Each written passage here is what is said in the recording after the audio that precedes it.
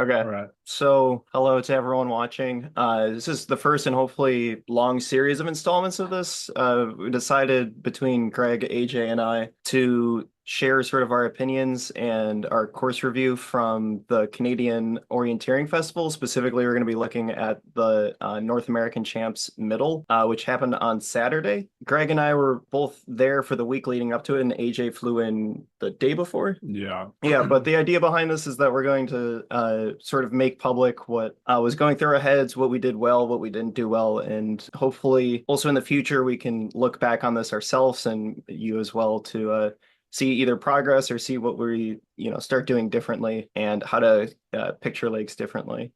Should I go first? Yep. Yeah, you go first. Yeah, Yeah. go for it. Okay. Or if you don't know me, my name's Danny. I screwed up the first leg. So if we turn on the routes for leg one, you can see me in the yellow right there. I had a plan to go just north of that marsh, and I did do that, but once I was running up to the cliff, it just, for whatever reason, I just thought it was like a lot of elevation gain. It's really not. It's two, maybe three contours at most. So I made the on-the-fly decision to break from my plan, which is never a good idea, and try to contour around, but ended up doing it so poorly that I was on the trail all the way to the north. And once I hit that trail, I was just severely demotivated. And I even took a second to pause, like, what am I doing here? So really just a terrible route because I did not stick to my plan, which was just to go straight. I have a clean attack point after that, after going over the hill, sort of the big reentrant, smaller hilltop, and then everything that you need going into it. Just go downhill past the cliff and it should be there. Just didn't execute, and I don't have a great reason why. I don't think the terrain pushed me. I think it was just lack of focus and commitment. All right.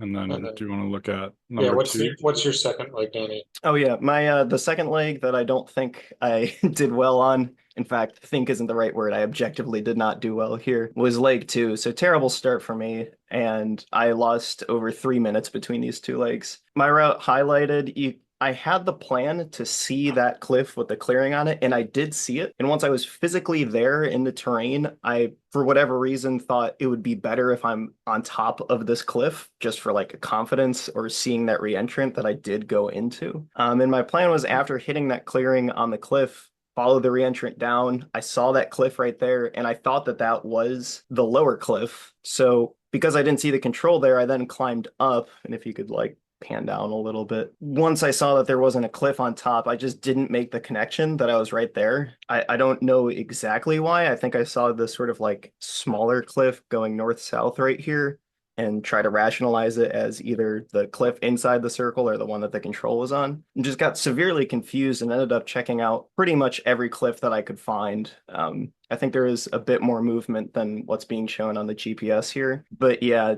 again, abandoning my plan and sort of on the fly switching away from a safer route to one that just doesn't make sense. And just like that, my race was pretty much over. I was pretty severely demotivated after this. Okay. And then what's the leg that you think you did well? Mm. You're the good one. Yeah, leg 11, if you can switch to that. I think it's either 10 or 11. The long one or the one after? I have this Yeah, one. this one here. So exiting 10, my plan was to find, you can't quite see it because of how many routes there are, but this, what we're Oops, looking at, sorry. yeah, what we're looking at right now, there you go, is the big trail. I mean, it's sort of a safe and obvious route from the map, but what I think a lot of competitors and what I didn't see that ended up making this an even better route than sort of planned was these open land clearings, like inside the rough open land, which are really hard to see, and I didn't see them at all on the map. But once I was running along that, that gave me like full confidence to attack, not have to worry about dropping too far.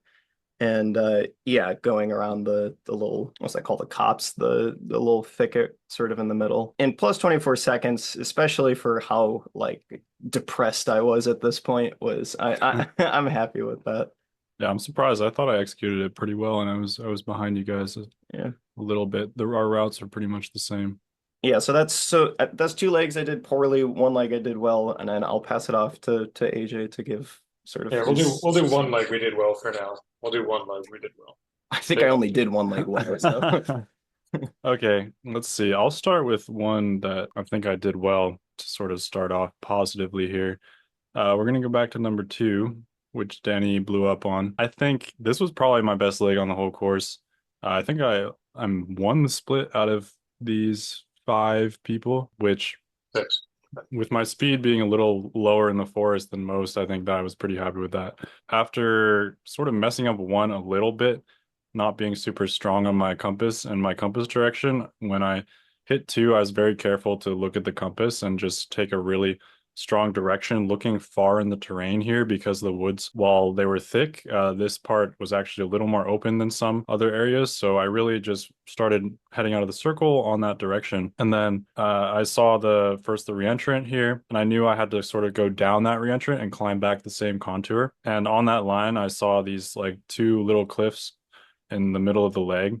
I wasn't 100% sure that these were exactly these two cliffs, I think, when I hit them, but I knew I sort of felt confident on my line, and also that I was doing this drop into the Grand Trent, and I knew I had to climb that contour almost back here and then drop down into the cliff.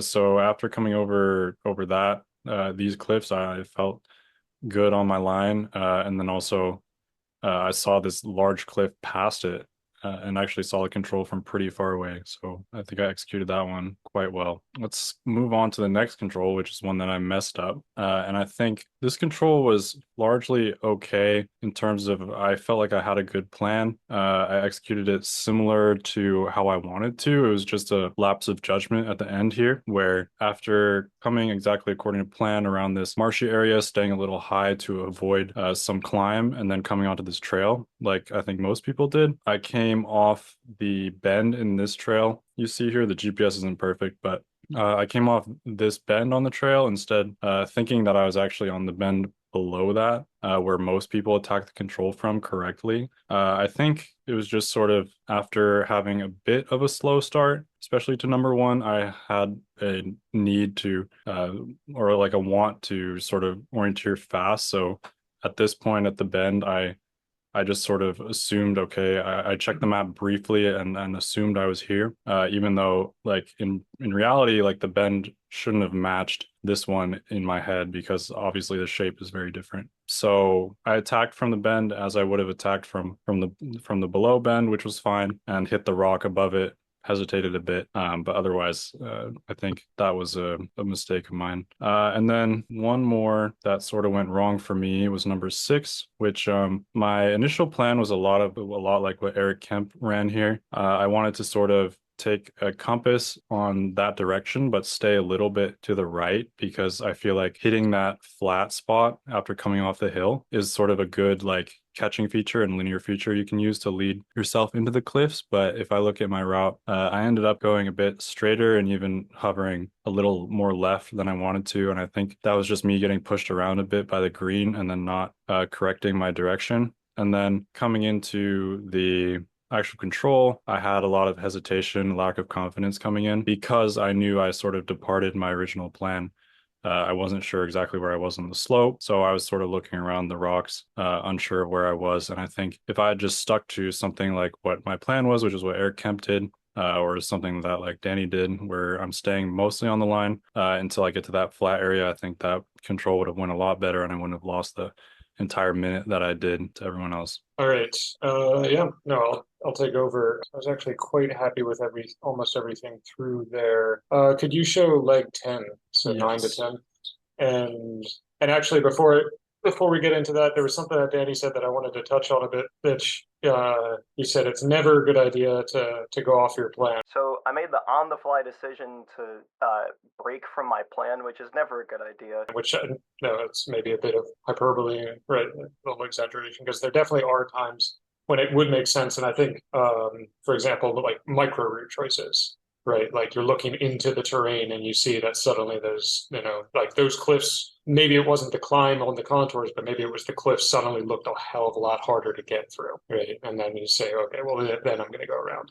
And I don't think that's exactly what you did, but like that's what I mean. It's like I think there can be cases where it does make sense to go off of your original plan. And I think in those cases, it's important to notice that you're going off your original plan and to slow down and reassess. Yeah. Because I think like Danny, I also saw myself going off my plan and not taking the time to understand that I was doing that and that it would cause a mistake because I wasn't careful about doing it. Yeah, yeah, and the time it takes to re-plan is not that much. You know, if you know where Yeah. you are and you just say, okay, stop 3 seconds to look, make 3 or 4 seconds to look at it again, and it's going to save you whatever the minutes that we lose uh, running like chickens with our heads cut off.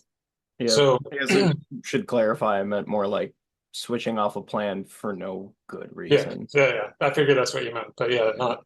It's yeah. So just wanted to specify that also. But yeah, going into this one, I wanted to talk about this one because I don't think I didn't have the fastest split there necessarily, but I was quite happy with how I executed it. Because at this point, actually, Joe and I were running together, and I think there was somebody else there. I think it was Darius Kanata Pets. I'm not. I think it was him. I can't remember exactly, but at any rate, we had a bit of a crew going through there, and Joe at this point seemed like he was running a bit erratic to me. Like I don't know if you can see in the GPS with Joe's route there, but I think it looked like from my perspective that he was about to throw himself like into that dark green and double green slash, Yeah. and he was going faster and and he had the fastest split there, but I was happy that I didn't let myself get pulled off by that, and I stayed on my line with the plan that I wanted to execute. The only thing was, climbing up. I think climbing up the hill after that is just, my legs felt pretty dead at that point. I think that's where I lost the time, and maybe was I probably could have run, but I was also thinking to try to continue to save my head and not run all out on the uphill so I could continue to think clearly. But that obviously did not work because we're going to jump right into my first bad leg, which is leg 11. So I tried to save my brain, and it clearly did not work because I did not see that trail, and I didn't see the mode paths, the open land that Danny was talking about, which is obviously everybody else saw it as an option. And I'm trying to think about why I didn't see it exactly. And to be honest, I think part of it might have been because of the preparation that Danny and I did for this. Because I made a card pull out map of the terrain. I asked Danny to set a middle course, and he got a middle course that was quite similar actually to this one. And we had a leg that was really similar to this. So once I saw it, I was like, man, yeah, this leg looks like just like that. And when we were talking about what we would do for that leg the night before, I was saying, oh, well, yeah, try to avoid like going through the forest because that's going to be kind of scrappy getting through there, and then just try to connect all of these rough open patches. And kind of thought about this, but I didn't realize just how bad it would be to try to get through the rough open. I mean, that grass, as many of us saw out there, that grass was in many cases up to like chest high, and then really rocky underfoot, really slow. And then on top of that, trying to navigate and read going through that. So I lost a minute 20 behind there. So probably about a minute loss there, which would have put me like right in pretty close to medal position just with that one. So that's obviously a frustrating one for me. But yeah, I mean, I think that's the thing is when you prepare for something that's good, but until you actually see the course and you see the leg in front of you, you can't make those decisions. And that actually, in the long, that comes into play also. Well, especially I'll just throw in too, like this was the first ski slope leg, I'd want to say. So Yeah, the first time that you actually got to experience how terrible it was. yeah, I didn't know exactly what to expect. And for the second one, I think what I'd actually like to do is one that worked out decently, but it's 6 to 7. It worked out decently for me, but it was only kind of luck, and so I wanted to touch on that. So I went through there. I was able to cross. Went up around the northwestern marsh there, went through that northwestern marsh, cut through, ran along the spur with all the juniper on top of the spur, and then cut down across the southern tip of that other marsh there. Yeah, and then approached it. But as I was saying yesterday when we were talking about it, I didn't approach with lots of confidence. Everything had been making sense to me, but it wasn't. This leg worked out fine, but I threw myself into it too quickly, and I didn't have a very clear plan, and I wasn't checking things off as I went.